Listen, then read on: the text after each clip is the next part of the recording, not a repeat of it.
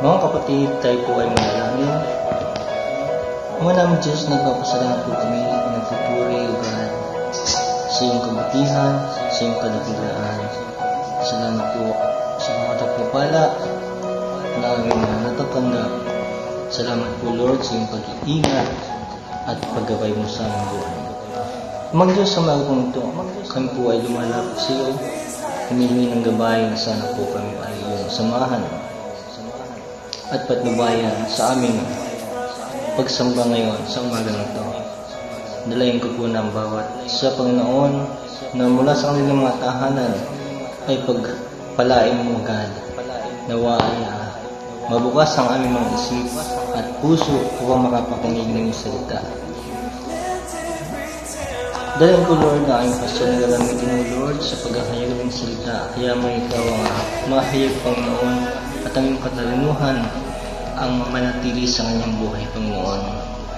Tulungan mo po siya, bigyan mo siya ng kalakasan at patuloy na ikaw ang mataas sa kanyang buhay. Salamat po, Panginoon. Hayaan mo na ikaw ay patuloy na mahayag sa aming gawain sa araw nito. Samahan po pa kami, O God, hanggang sa matapos ang gawain at mabless po ang bawat isa sa pakinig ng salita mo. Nagpupuri ka na po. Salamat. Ito ang aming dalangin sa pangalan ng Jesus. Amen. Join us in worshiping the Lord today.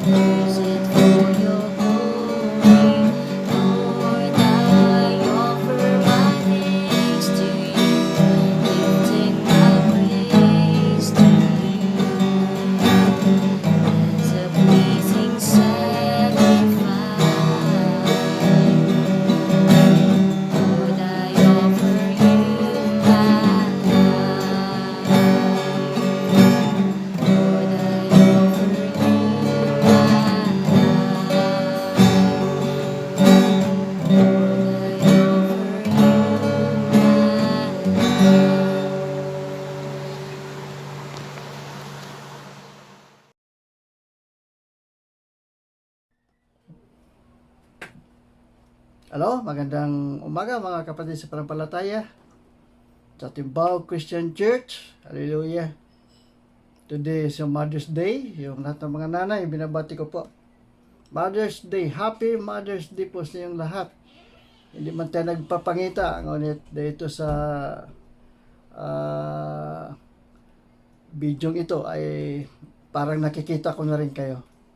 So bago pong lahat, tayo po na manalangin. Dakilang Diyos na makapangyarihan sa lahat. Salamat o God sa pagkataong ito na muling binigay niyo sa amin na makapagpahayag kami ng salita mo, Pinoon, even though dito sa FB lamang, but deep in our heart, Pinoon, ay na-feel po namin ang presensya din ng mga kapatid sa panampalataya na sila po ay nakikinig para po lalo pang lumakas, lumago sila, Ama, sa kanilang panampalataya at patuloy mo silang gabayan, Lord, sa isang buwan na naging nagsabay lang kami. Salamat sa iyong biyaya ng kalakasan, Pinoon, pinagkupo sa amin. Yung pag-ingat nyo sa amin, Pinoon, talagang makapangyarihan ang Ginoo, Pinoon, sa iyong mga anak, Pinoon. Salamat pang marami as we go sa aming pong message po sa umagang ito. Hili po namin yung banal na Espiritu of Diyos at siyang patuloy po mga sa amin. Yan sa magtuturo sa amin, siyang mga salita, Pinoon, na patuloy po namin pinapakinggan at patuloy po namin ginagawa ulo na yung mga salita. Ama, salamat po ng marami sa iyo po ang kapurihan, kadakil at kapangyarihan. Ito po aming sabot dalangin sa pangalan ni Jesus. Amen. Okay, mga kapatid, ang ating po pag-aaralan ngayon ay nasa 2 Corinthians chapter 5 verse 18 to 21. At ang ating pong title po ng ating pag-aralan is about reconciliation. Ano bang ibig sabihin ng reconciliation? Sabi sa Tagalog ay pagkakasundo o muling pagkakasundo. It is a reconciliation. So dito sa text na ating pong babasahin muna sa 2 Corinthians chapter 5 verse 18 to 21, God hath reconciled us to himself by Jesus Christ, hath given us the ministry of reconciliation, to wit, that God was in Christ reconciling the world unto himself, not imputing their trespasses unto them, and hath committed unto us the ministry of reconciliation. Now, ano ba talaga ibig sabihin ng reconciliation? Na kung sa Tagalog ay pagkakasundo. Ayon sa English po dito, unang-una, dalawa pong aking translation dito, na ibig sabihin, it means restoration of the relationship of those who have become enemies. Yan daw po yung magkakasundo ang relasyon doon sa mga taong magkaaway. So kung magkaaway, kung may reconciliation talaga, ay mayroong pagkakasundo at muling mabalik ang kanilang dating samahan. Pangalawa, it is a process by which an agreement is made to renew a broken relationship. Ito daw isang proseso o para makamit yung pagkakasundo, para mabago muli ang isang relasyong nasisira. So kung ang relasyon natin sa Diyos ay nasisira, kung hindi ito mapatawad sa ating Panginoon, manatili pitong nasisira tayo, wala tayong pagkakataon na mapunta sa langit sapagkat palagi tayong sumusuway sa ating Panginoon. Ngunit kung tayo ay nagkipagkasundo sa Panginoon at mismo siya ang unang gumawa ng pagkakasundo, parang tao po ay madala niya doon sa langit. Now, noong bang panahon po ng inaadat ni Eva, during the state of man before and after the fall, ayon sa Genesis chapter 1 verse 26 to chapter 2 verse 25, ay ang tao ay mayroon palang tinatawag na pagkakasama mayroon sa mga tao na nakakasama nila ang Diyos. Yung pong naglikha ng tao. Yung pong nakakasama niya during the time. At pangalawa, yung tao po ay nadama niya ang kagalakan sa mga pagpapala na binigyan ng Diyos sa kanya. Imagine, ang pagkain noong unang panahon ni Adan na hindi naman siya kumakain ng kanin, mga prutas pa lang ay busog na busog siya. Siya po ay masaya sa mga biyaya, blessing na binigay ng Diyos sa kanya. Siya po yung naging katiwala para po mabigyan ng pangalan ang lahat ng mga hayop, mga ibon na simpapawid, kung ano man ang kanyang pangalan, ay kanya pong, yun po maging pangalan noon. At man has dominion over everything God created. So kung dominion, ibig sabihin talagang napamahalaan ng ayos po nila adyan ang lahat ng nilikha po ng ating Panginoon Diyos. Nung pagkatapos po ng pagbagsak po ng tao, after the fall, ibig sabihin nung nagkasala na po ang tao, ano na po ang nangyari? Ang tao po temporarily separated from the presence of God. Temporarily separated from the presence of God. Ibig sabihin, pansamantala na nahiwalay ang tao sa presensya ng Diyos. Kasi yung tao sabi ko, temporary lang sapagkat may pagkakataon pa siya. Nakabagan siya ng Diyos, may pagkataon pa na siya makipag-isa muli sa Panginoon at kanyang ibigay ang kanyang sarili, ang kanyang paglingkod, ang kanyang panampalataya sa Panginoon, di muli siya makabalik.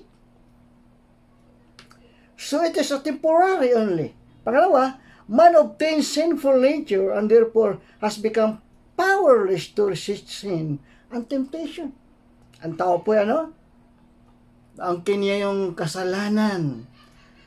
Yung kasalanang likas sa pagkasalanan na nasa tao. Ito'y naangkin ng tao at ito po naging dahilan kaya ang tao po walang kapangyarihan para ma-resist niya yung kasalanan.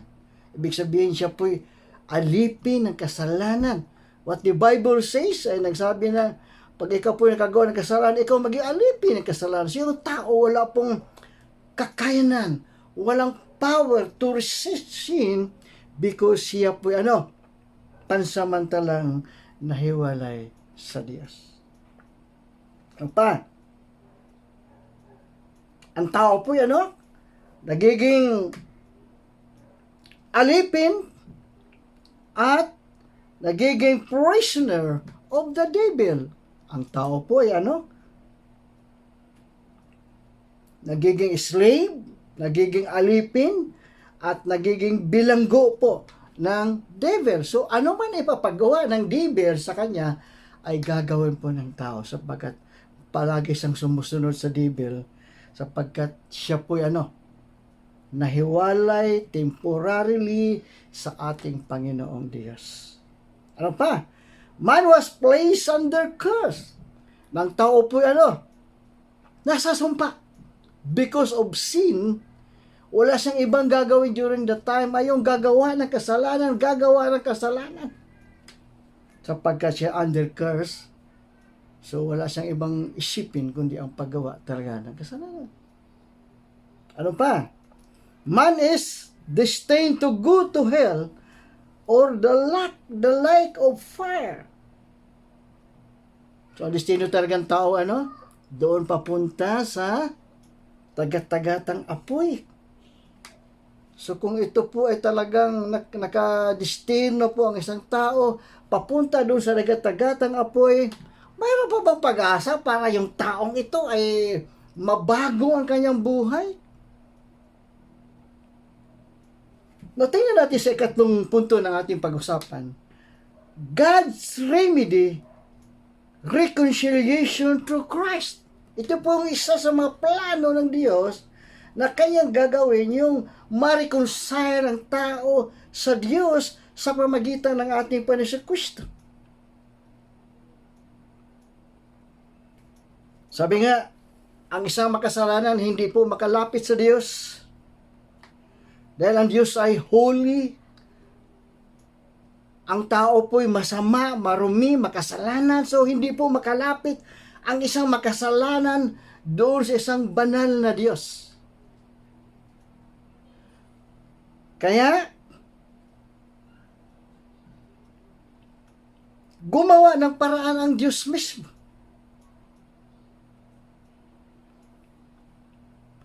Katunayan mga kapatid, ang tao nung temporarily siya po'y nawalay sa Diyos. Siya po'y gumawa ng kaparaanan din para sa kanyang sarili, para maabot ang Diyos, para maabot yung 10 utos, ginagamit ng tao ang pagsunod sa mga 10 utos para po maligtas siya. Marami mga tao po gumawa ng mga bagay-bagay na sumamba sa mga Diyos-Diyosan para sila po makapunta din sa langit. Marami pang ibang ginagawa ang tao para sila may makarating doon sa langit. Gumawa sila ng maraming mga panalangin. Ginawa lahat ng mga panalangin, memoryadong panalangin, mga mekanikal ng panalangin, ito ginawa ng tao para sila makapasok sa langit. Ginawa ng tao lumuhod mula sa pintuan hanggang sa dulo po ng altar ng isang simbahan, pabalik-balik araw-araw, para lamang po magkaroon siya ng kaligtasan. Itong lahat mga kapatid, sinabi ko, ito po yung mga man-made na ginawa ng tao para maabot nila ang Diyos. Ngunit, ang gagawin ng Diyos ay dapat pong magawa ng tao para siya po makarating sa langit. May ito'y tinatawag na ang Diyos ay gumawa ng paraan.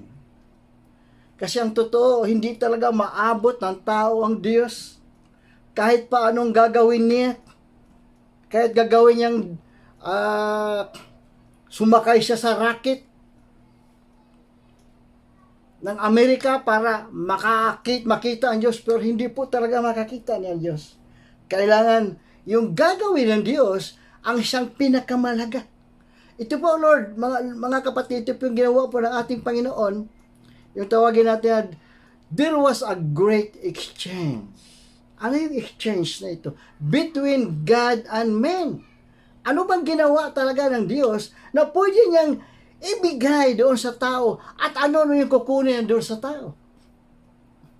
A great exchange, ang ibig sabihin, dahil hindi kayang abutin ng tao ang Diyos, ang Diyos na mismo ang gumawa ng paraan para abutin ang tao, para sila po mapatawad sa kanilang kasalanan. Maabot ng Diyos ang tao. Ang exchange po dito is that kunin ng Diyos ang kasalanan ng tao at siya po yung magbata doon sa krus ng Kalbaryo. Kukunin niya lahat ng kasalanan niyaon at siya po yung magbabata doon. Siya po mamatay doon sa krus at pagkatapos ay itong mga taong na naging dahilan sa kanyang kamatayan ay mabigyan po ng pagkakataon na sila makarating sa langit. Magkaroon sila ng panampalataya sa Diyos, magkaroon sila ng pagsamba sa Diyos, magkaroon sila ng paglapit sa Diyos, sapagkat ang ginawa ng ating Panginoon Kristo ay para makalapit at ng tao sa Kanya. Dumating siya sa lupa, kinuha ang lahat ng kasalanan ng tao, namatay siya sa krus, at ang kanyang ibinibigay sa tao ay ang kaligtasan. There was a great exchange, mga mahal kong kapatid. Mayroong malaking pagpapalitan between God and man. Kaya dapat po natin magpasalamat yung mga tao. Gumawa po ng paraan ng Diyos para maabot ang ating pangangailangan na pangailangang spiritual para tayo po makarating doon sa pinangako ng Diyos, yung buhay na walang hanggan. Kaya kung hindi ka maborn again, ay hindi ka makarating doon. Kailangan maborn again ka muna. Kailangan mabago ang iyong buhay. Kasi kung hindi mabago ang ating buhay, never po tayo makarating doon sa langit. So yung dakilang pagpapalitang ito ay nakasaad sa banal na kasulatan.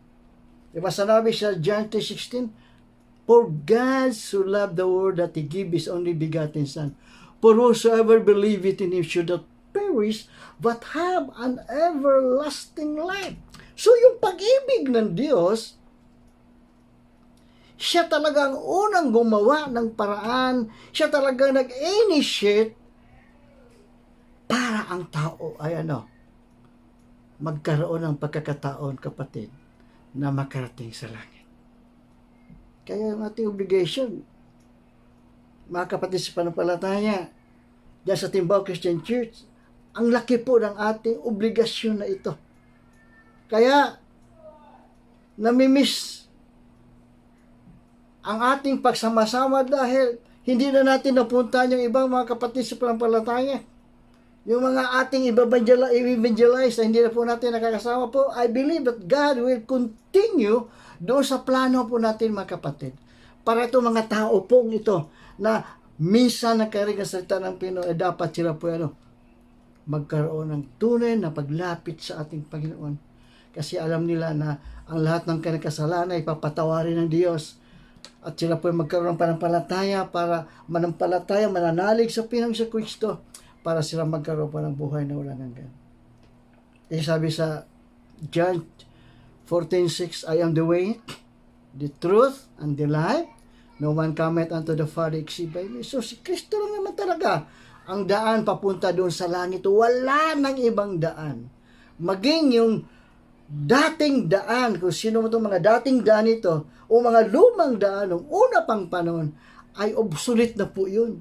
Ang bagong daan na ito, na si Kristo, ang daan papunta doon sa Ama, doon sa langit. Walang iba kundi si Kristo ang tanging daan. Wala ng ibang daan.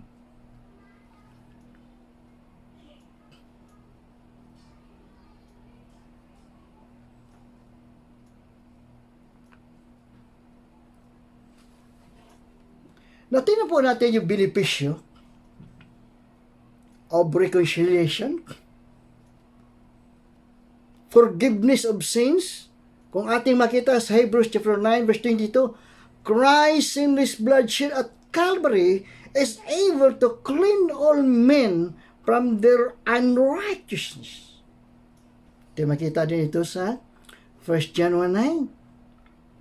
Na kung tayo po'y nagkasala, ay ating pong ilapit sa Diyos ang ating lahat ng kasalanan, ating patawarin tayo lahat sa lahat ng ating mga kasalanan at kalikuan. At tayo po'y magiging matuwid katulad po ng ating Panginoon. Pangalawa, eternal life is, ito yung mababasa, 1 John chapter 5 verse 11 to 13. It speaks of a life without end. So yung eternal life, it is about a life without end. Ibig sabihin, eternal life? Bago ba sa atin ito? Matagal na po sinabi ito ng Diyos. Ang eternal life na ito, ay walang pag-asang magkaroon ng eternal life kung sa sarili ka lang manangan, pero pag sa Diyos ka manangan, at ikaw ay manampalataya sa ating Panginoon Kristo, magkaroon ka ng buhay na walang hanggan. Na, anong sabi dito? Life without end. Ito po yung buhay na wala ng katapusan. Wow! Isipin na po natin, in this life, dito sa earth, according to the Bible, it's only 60 to 70 years old. Ang sinasabi po sa mga awit, 60 to 70 years old lang po ang ipinagkatiwala po ng tao. Samantalang doon sa langit, it is an eternal life. Okay? Just imagine mga kapatid. Yung eternal life ay wala na pong hanggan. Yun na yun.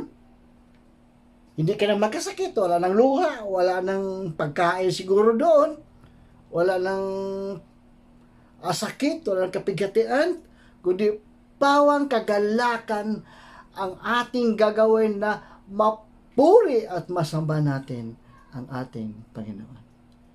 Pero may life eternal.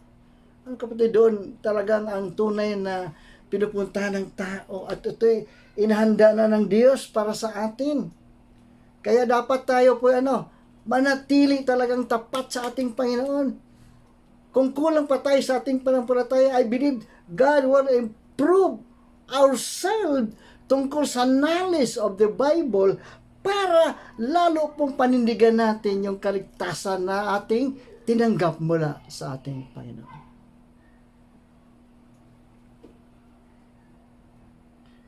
It speaks of a life without end, a life that only God could give. Yes.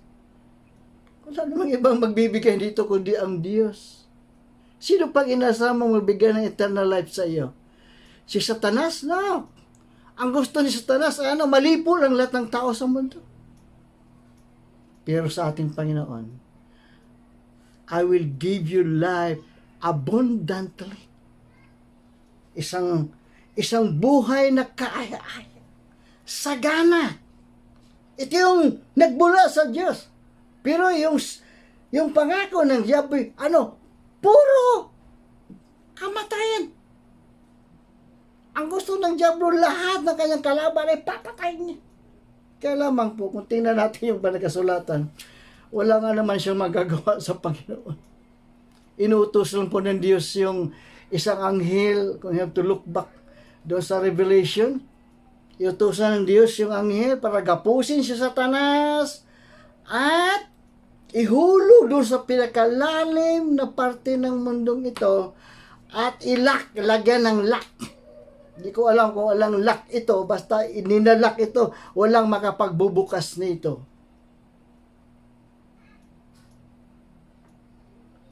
So ang Diyos na nagmahal sa ating mga kapatid, sobrang mahal na mahal na talaga tayo.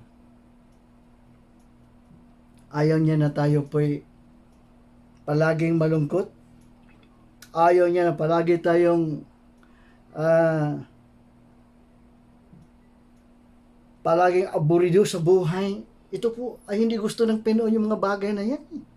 Gusto ni Lord yung lahat ng ating buhay masaya.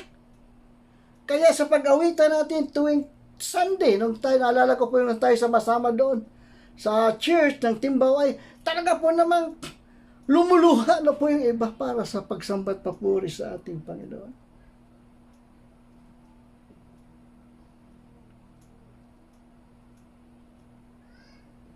Kaya mga kapatid, isa lang pong aking sabihin sa inyo na yung ating nakilalang Panginoon sa ating buhay ay ito yung Panginoon na sabi niya walang hanggan. Siya po'y Alpha at Omega, siya po'y umpisa at katapusan. Kaya kung ating titingnan talaga ang banal na kasulatan ay pawang sa Panginoon ang mga salita niya, nagbigay sa atin kalakasan. Kaya lamang minsan tayo po'y tinatamad na magbasa ng banal na kasulatan. At even hindi na po tayo nakapag-devotion dahil marami pong panahon na ginagawa natin yung mga bagay-bagay sa mundong ito. But my dear brothers and sisters in Christ, patuloy ko pong isabihin sa inyo mga kapatid na ang ating Panginoon kailanman hindi po sila nagagalit sa atin. Nagagalit lang siya pag tayo nakagawa ng masama. Para siyang ama natin. Na kung tayo'y nagkasala, nakagawa tayong masama, mayroon po tayong kinakanti din tayo ng ating Panginoon. May mga problemang dumarting sa atin, pero it is a temporary lamang ito sapagkat mahal na mahal tayo ng ating Panginoon. Pangatlo, adoption. Pag-angkin o ariing sarili. Alam mo, inari tayong sarili o pag-ari ng ating Panginoon. Adoptions. That is in Romans chapter 8, verse 14. At John chapter 1, verse 12. Ang sabi sa John, receive Jesus as Lord makes one a child of God. Ang sinumang tumanggap sa Panginoong Kristo, siya po ay magiging anak ng Diyos. In John chapter 1 verse 12. Ito yung malinaw na sinabi ito ng ating born into the family of God, it gives him the privilege of calling God his Father. Amen. Mayroon siyang privilege na tawagin niya ang Diyos na kanyang Ama. So mga kapatid, ito po ay isang salita ng Panginoon na ating po nawang masundan at patuloy po nating gagawin yung mga bagay na nagpapalakas po sa atin. In closing, Christ's ultimate sacrifice had appeared God, and since His mercy had triumphed over judgment, anyone who will seek Him will surely find Him. For He who is the God of reconciliation will be more than willing to bring him into a new relationship with himself. Kaya yung ating Panginoon Hesus ay isa sa mga ginamit para magpunta dito sa lupa para yung tao po ma-reconcile sa Diyos. Yun po ang unang nais na ginagawa po ng ating Panginoon Kristo. Pinangaral ng ating Panginoon Kristo. The kingdom of heaven, always in the kingdom of heaven, na hinahintulad na itong sanlibutan ito maging katulad ng kingdom of heaven.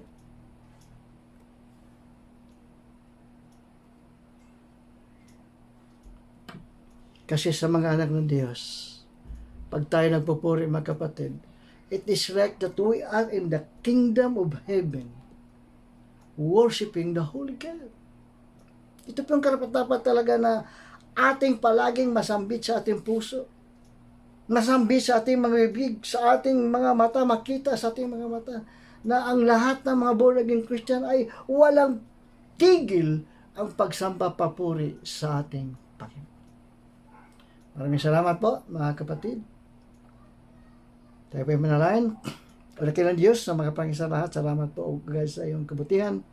Salamat sa mensahe mo, Pinoon, na nagbigay sa amin ng lakas, na kahit sa mga hindi pa kami magkasama-sama sa aming mga pagsamba, Pinoon, ngunit kaya po nagagalak na sumagitan po ng ganitong situation, na we can send, Lord, sumagitan ng FB, ang iyong mga mabuting salita, mga salitang banal, nagbigay sa amin ng tunay na pagpapala po sa aming buhay, Pinoon.